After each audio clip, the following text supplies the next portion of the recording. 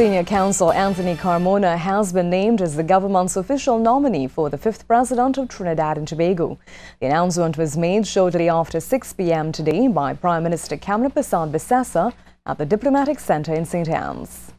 Fellow citizens, I have the honor and immense pride to have advised His Excellency Professor Maxwell George Richards, to advise the Honourable Chief Justice, Mr. Ivor Archie, and to advise the Honourable Leader of the Opposition, Dr. Keith Rowley, that the Government of Trinidad and Tobago formally proposes the name of Mr. Justice Anthony Thomas Aquinas Carmona, Senior Counsel, as the nominee for the post of President of the Republic of Trinidad and Tobago. The Prime Minister took the opportunity to extend her thanks for the services of outgoing President George Maxwell Richards. She explained that during a long and productive day of meetings with representatives from various groupings, each member was given an opportunity to state their views on the preferred choice of presidential nominee. Mr. Justice Carmona, in the opinion of those given consideration, has demonstrated the qualities of human character, experience, and distinguished qualifications worthy enough to be the nominee for President of the Republic of Trinidad and Tobago and to best serve our citizens, their enshrined and sacred democratic rights and interests with compassion, humanity, fairness, and love towards all. And who is Justice Anthony Carmona? Sandra MAHARAJ has this profile of the man selected as government's nominee for President of Trinidad and Tobago. Justice Anthony Thomas Aquinas Carmona, Senior Counsel, has had a distinguished legal career. Justice Carmona is a judge-elect of the International Criminal Court, a prominent post which he would now have to forego. He was due to assume those duties on March 1st. Now, the esteemed jurist would become Trinidad and Tobago's first citizen on March 17th. Justice Carmona would turn 60 on March 7th, mere days before his inauguration. He is currently a senior judge at the Supreme Court. He boasts of a long and impressive resume and is held in high regard by his peers, judging from statements made at the bar and elsewhere over the years. He studied at Presentation College in San Fernando. He later attended the University of the West Indies and Hugh Wooding Law School between 1973 and 1983.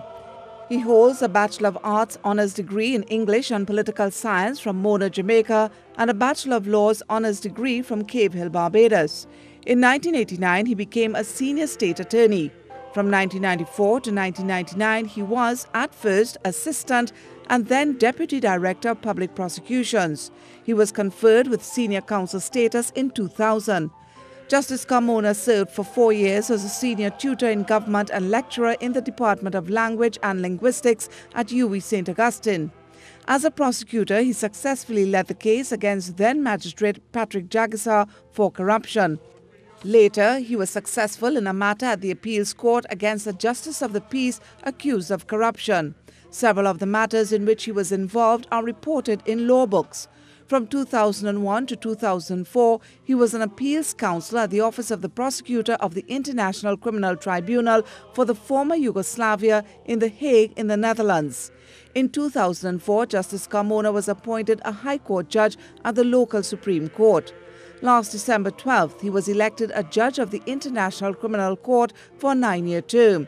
He won the office in the first ballot of the Assembly of States parties made up of 119 countries.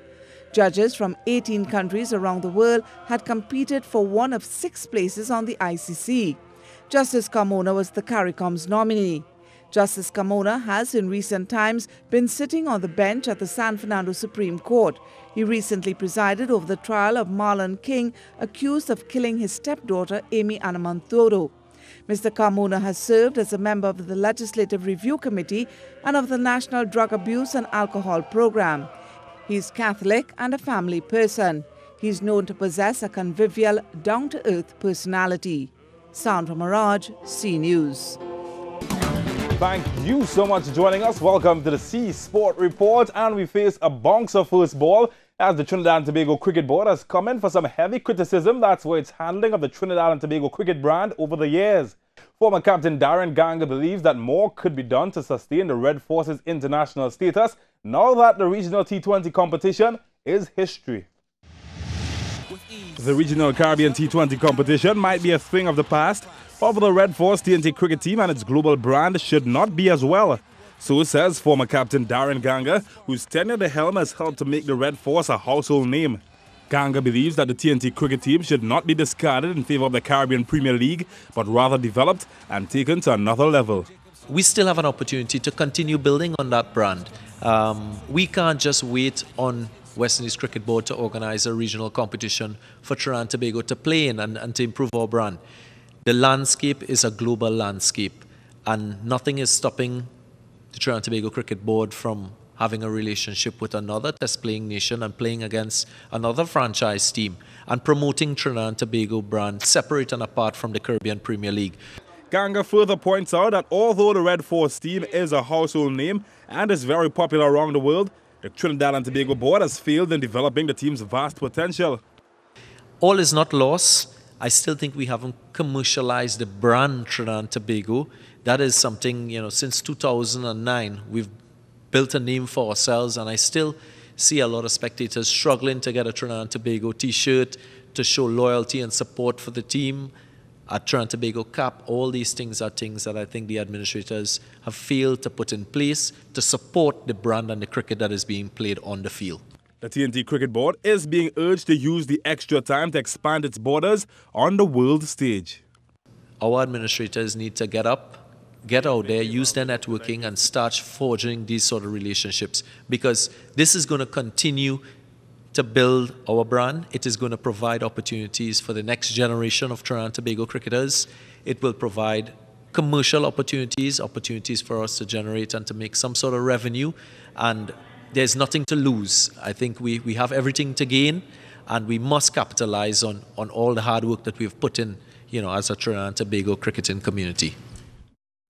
Well, the ladies have our attention now, and the West Indies ladies will try to keep their winning momentum tonight. Well, that's when they tackle defending champion England in Mumbai, as action continues in the ICC Women's World Cup in India.